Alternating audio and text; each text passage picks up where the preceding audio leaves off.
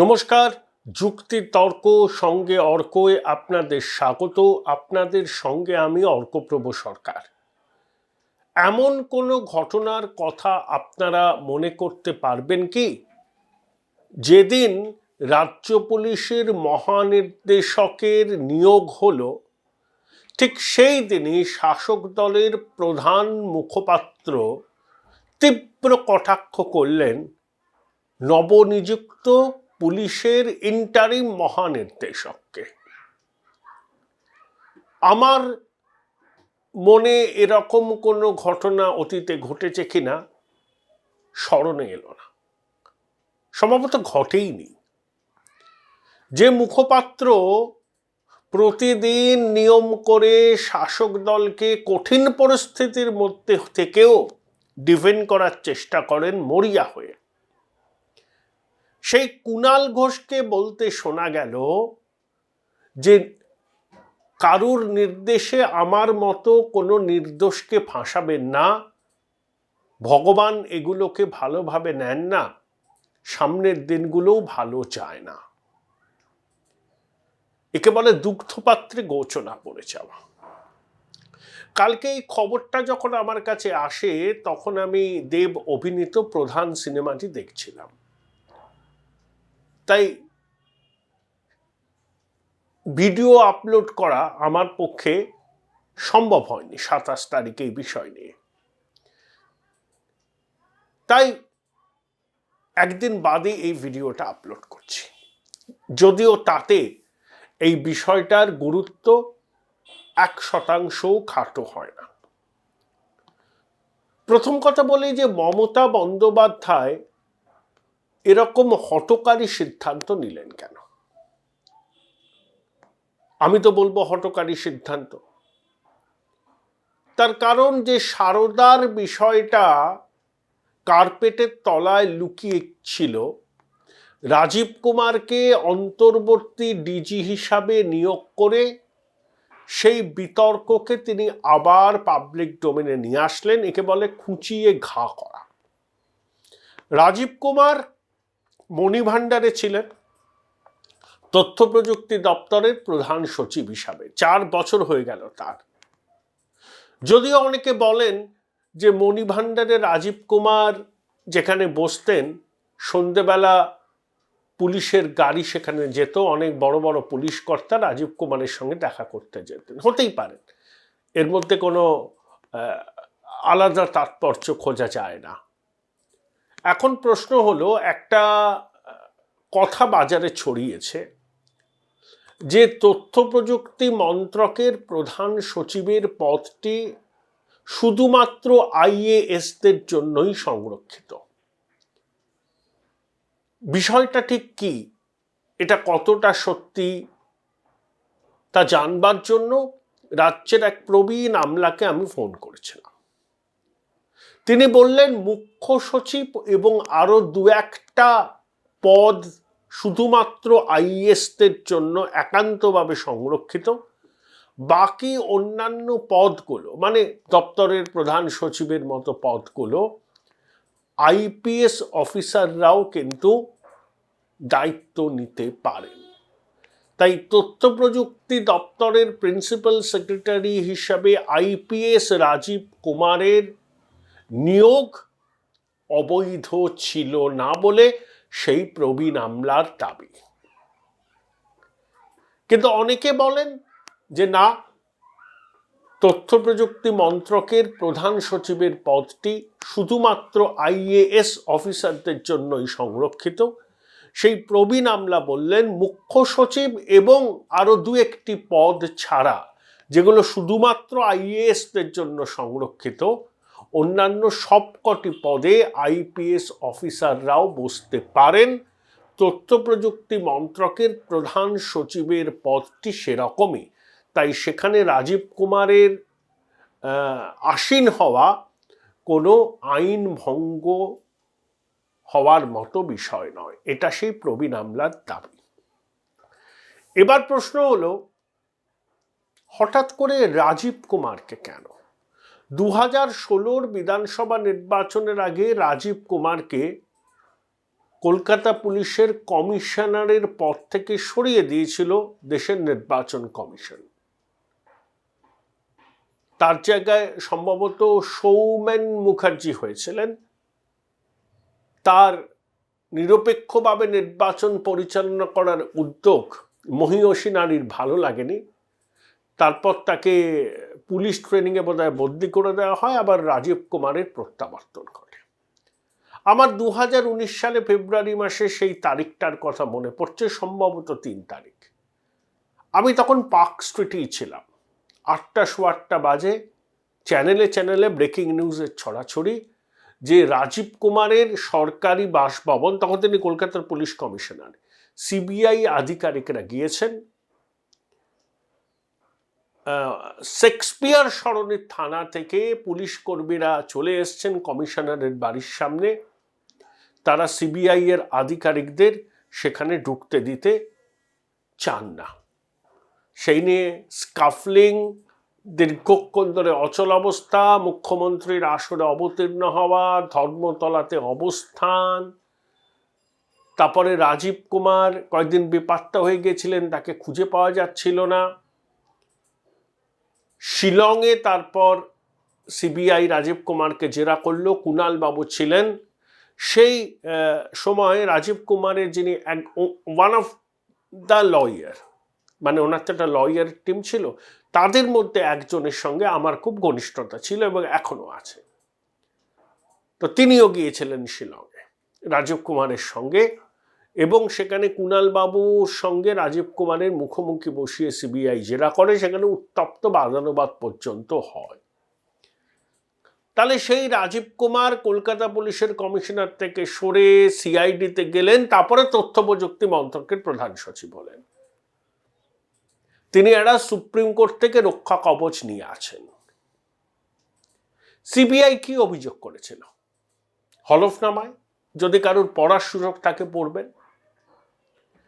Case diary, সারদার case diary CBI এর হাতে তুলে দেওয়া হয়েছিল ঘটনা ঘটার 3.5 বছর বাদে।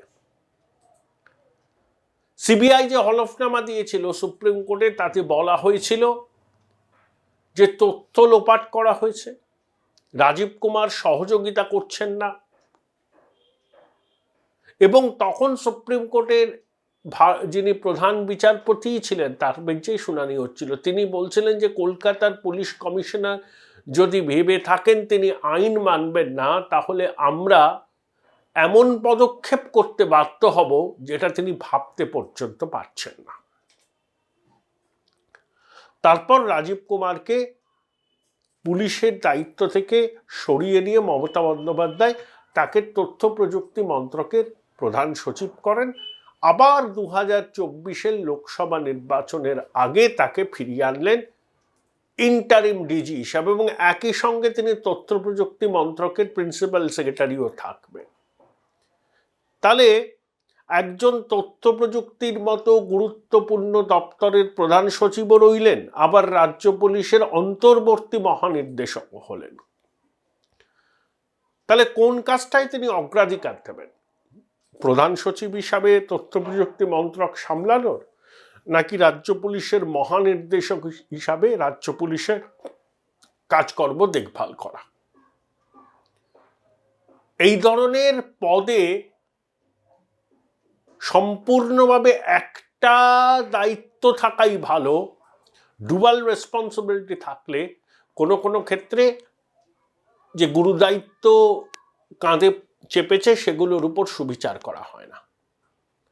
এখন একটা রক্ষা কবচ নিয়ে আছেন রাজীব কুমার সুপ্রিম কোর্ট থেকে। আমি জানি না পশ্চিমবঙ্গে অতীতে এরকম কোনো ডিজি পদে নিয়োগ হয়েছে কিনা যিনি সুপ্রিম কোর্ট থেকে রক্ষা কবচ নিয়ে আছেন, যার বিরুদ্ধে বিস্ফোরক দাবি হলফনামায় সিবিআই করেছিল সুপ্রিম কোর্টে।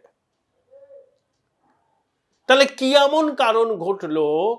ওই যে কথা আছে না, হৃদয় খুঁড়ে বেদনা জাগাতে কে ভালোবাসে, মমতা বন্দ্যোপাধ্যায় তেমনি কার্পেটের তলা থেকে নির্বাচনের আগে হঠাৎ করে সারদার বিষয়টাকে মাথায় সামনে নিয়ে আসলেন।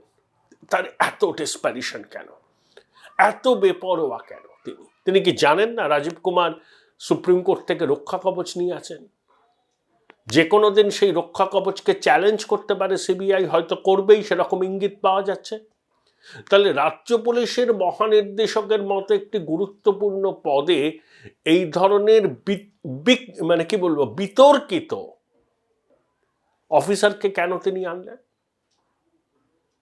বিরোধী দলনেতা কি অভিযোগ করেছেন? অভিযোগ করেছেন যে রাজীব কুমার সারদা মামলার তথ্য প্রমাণ লোপাট করে, শুভেন্দুবাবুর অভিযোগ, অনেক প্রভাবশালী জেল যাত্রা আটকে দিয়েছিলেন। তার প্রতিদান হিসাবে তিনি পুরস্কার পেলেন। এবং সিবিআই হলফনামায় বলেছে যে কেস ডায়েরি দিতে দেরি করেছে, সহযোগিতা করেনি এবং তথ্য প্রমাণ লোপাট করার অভিযোগও তার বিরুদ্ধে আছে। শাসক দলের প্রধান মুখপাত্র পরিষ্কার ইঙ্গিত করলেন, কারোর নির্দেশে আমার মতো নির্দোষকে আর ফাঁসাবেন না।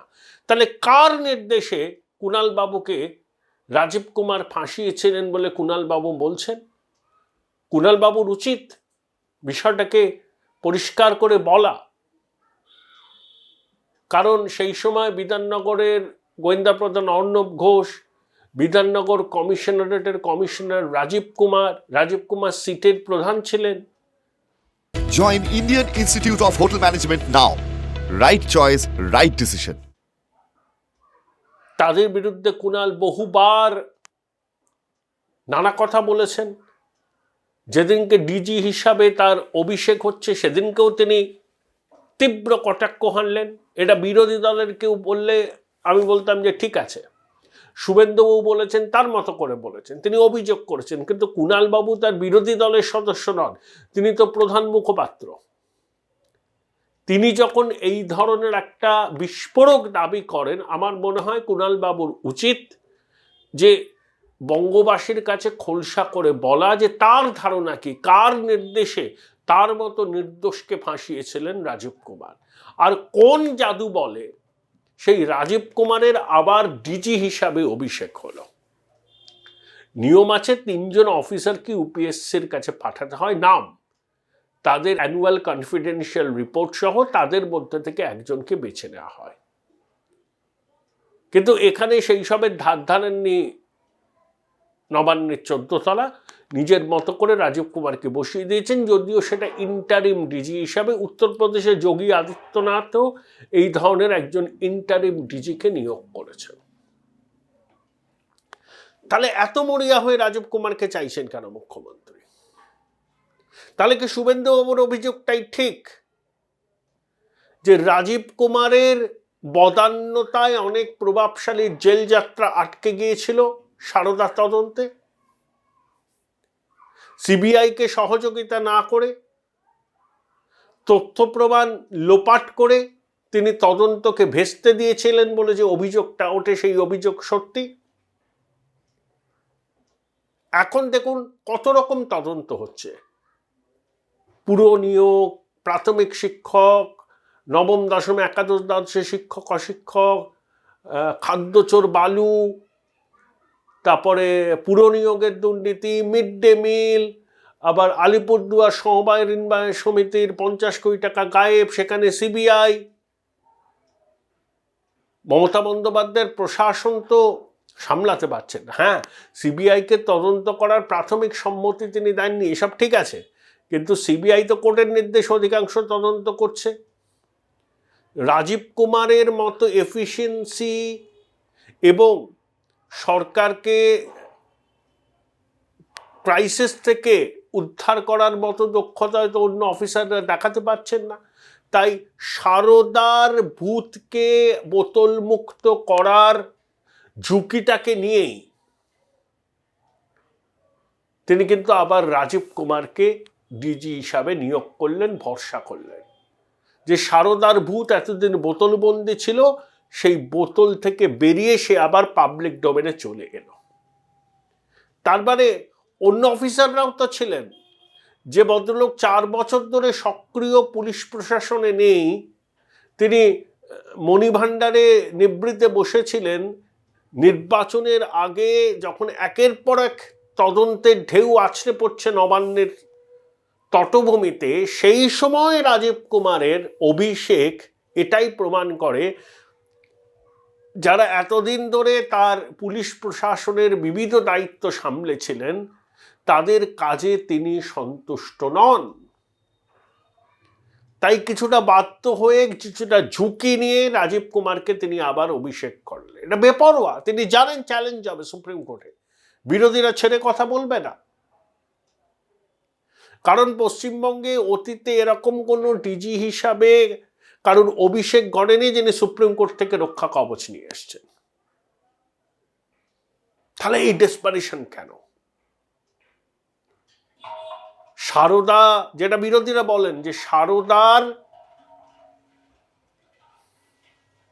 বিষয় থেকে তৃণমূল কংগ্রেসের অনেক প্রভাবশালীকে মুক্ত করেছিলেন রাজীব কুমার। শুভেন্দুবাবু বলেছেন তো তারই কি পুরস্কার, নাকি আবার এই ধরনের কোনো কাজে মহানির্দেশককে পাশে চাইছেন নবান্নের 14 তলা? এটা তো প্রশ্ন। দেখুন, রাজীব কুমারের পেশাগত দক্ষতা নিয়ে কারোর কিছু বলার নেই। অত্যন্ত দক্ষ অফিসার, 89 সালের ব্যাচের অফিসার। প্রথমে চন্দননগরের এসডিপিও, তারপরে বীরভূমের পুলিশ সুপার, তারপরে সিআইডিতে, তারপরে এসটিএফে। বুদ্ধবাবুর অত্যন্ত পছন্দের অফিসার ছিলেন রাজীব কুমার। ওই যে খাদিমকর্তা অপহরণ, মার্কিন সেন্টারে জঙ্গি হানা, এইসব তদন্তের কাজে রাজীব কুমার সহায়তা করেছেন। এবং তার যে মনন এবং তার যে মেধা, মহীয়সী নারীর আস্থাভাজন হতে গিয়ে তিনি তার নিজের পোটেনশিয়ালটাকেও পুরোপুরি এক্সপ্লোর করলেন না বলেই অনেকে বলেন।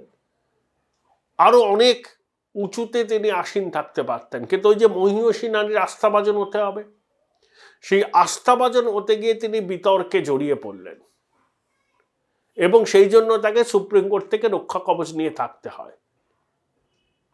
তার চাকরি জীবনের 24-25টা বছর তিনি বাম জামানায় ছিলেন, কই কোনো অভিযোগ তো ওঠেনি। বুদ্ধবাবুর অত্যন্ত আস্থাভাজন ছিলেন এসটিএফ এর প্রধান হিসাবে, যখন মাওবাদীদের বিরুদ্ধে অভিযান চালানো হচ্ছে। টেলিফোন কল ইন্টারসেপ্ট করতে কি ধরনের প্রযুক্তি ব্যবহার করা দরকার, রাজীব কুমার সেসব বিষয়ে সিদ্ধহস্ত। বিরোধীরা একসময় বলতেন যে বিরোধী নেতা নেত্রীদের কথোপকথন 14 তলায় পৌঁছে দেওয়ার কাজে উল্লেখযোগ্য ভূমিকা নিতেন রাজীব কুমারের নেতৃত্বে কাজ করা পুলিশের একটা অংশ। যদিও নিচের তলার পুলিশের কাছে তিনি খুব জনপ্রিয়। যখন কলকাতা পুলিশের কমিশনার ছিলেন, নিচের তলার পুলিশ কর্মীদের কাছে তার জনপ্রিয়তা কিন্তু অন্যান্য অনেক পুলিশ কমিশনারের থেকে বেশি ছিল। এটাও বাস্তব। আবার এটাও বাস্তব, নিজের পেশাদারিত্বের সুনাম তিনি টিকিয়ে রাখতে পারেননি। এবং এই যে তার কি বলবো, তার পেশাদারিত্ব, তার ইন্টিগ্রিটি নিয়ে প্রশ্নগুলো কিন্তু উঠছে সারদা কেলেঙ্কারি সামনে আসার পর থেকে।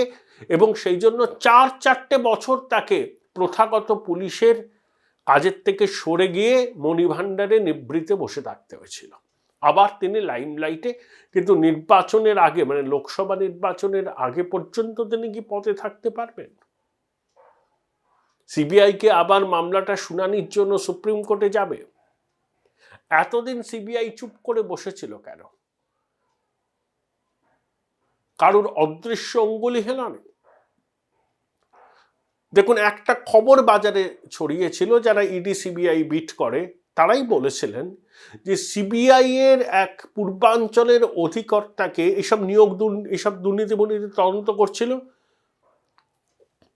তাকে রাতারাতি দক্ষিণ ভারতে বদলি করে দেওয়া।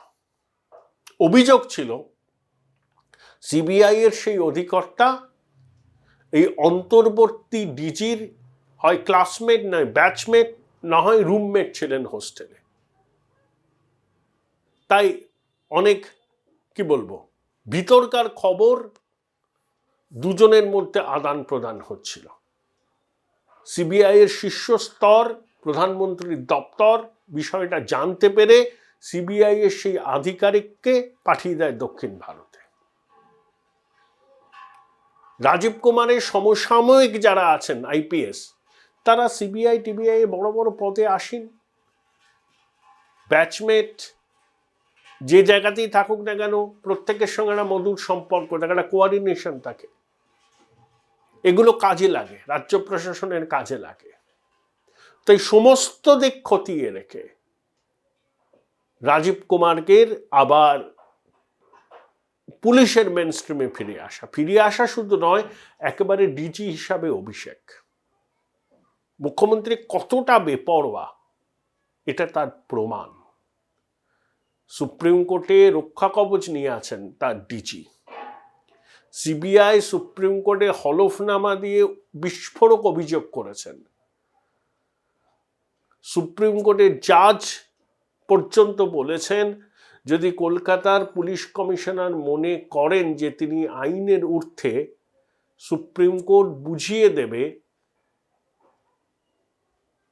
যে কেউ আইনের ঊর্ধ্বে নয়। The Supreme Court will come down heavily. তাহলে এই ধরনের বিতর্কিত একজন পুলিশ কর্তাকে লোকসভা নির্বাচনের 3-4 মাস আগে ডিজি হিসাবে বসালেন মমতা। বিতর্ক শুরু হবে জেনেও। কতটা মরিয়া, কতটা বেপরোয়া মুখ্যমন্ত্রী, যে কোনো উপায়ান্তর না দেখে তার বিশ্বস্ত রাজীবের উপরই আবার ভরসা রাখতে হলো। তিনি জানেন নতুন করে আবার সারদা নিয়ে আলাপ আলোচনা শুরু হবে সব মহলে। তবে সবথেকে তাৎপর্যপূর্ণ প্রধান মুখপাত্রের এই কটাক্ষ। প্রধান মুখপাত্র ছোটবাবুর ঘনিষ্ঠ তো। ছোটবাবুর কি তাহলে সম্মতি ছিল না রাজীব কুমারের অন্তর্বর্তী ডিজি হওয়া নিয়ে? ছোটবাবু তার কাজিন ব্রাদার সিস্টার এবং ফ্যামিলি মেম্বারদের নিয়ে বিদেশে গেছেন, কাতার এয়ারলাইন্সে। নিশ্চয়ই ইডির অনুমতি নিয়ে গেছেন, যেতেই পারেন, কোনো অসুবিধা নেই। এটাকে আমি কোনো অন্য কিছু মানে করতে রাজি নই। তবে এটাই বলার আর কি, যে পশ্চিমবঙ্গের রাজনীতিতে এ ধরনের অভিজ্ঞতা আমাদের নেই যে নেতারা বৎসরান্তে ছুটি কাটাতে বিদেশে চলে যাচ্ছে সপরিবারে, ভাই বোন সবাইকে নিয়ে। যেতেই পারেন, কোনো অসুবিধা নেই। If you can afford you can go anywhere, কেউ আপনাকে বাধা দিচ্ছে না। কিন্তু পশ্চিমবঙ্গের রাজনীতিতে এই ধরনের দৃষ্টান্তগুলো অতীতে ছিল না।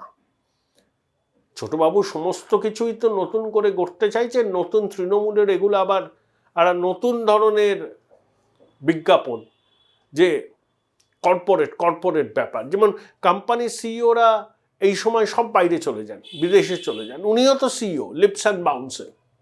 যদিও 2019-এর লোকসভা নির্বাচনের ওই যে হলফনামা দিতে হয়, তাই তিনি সিইও কথাটা উল্লেখ করেননি।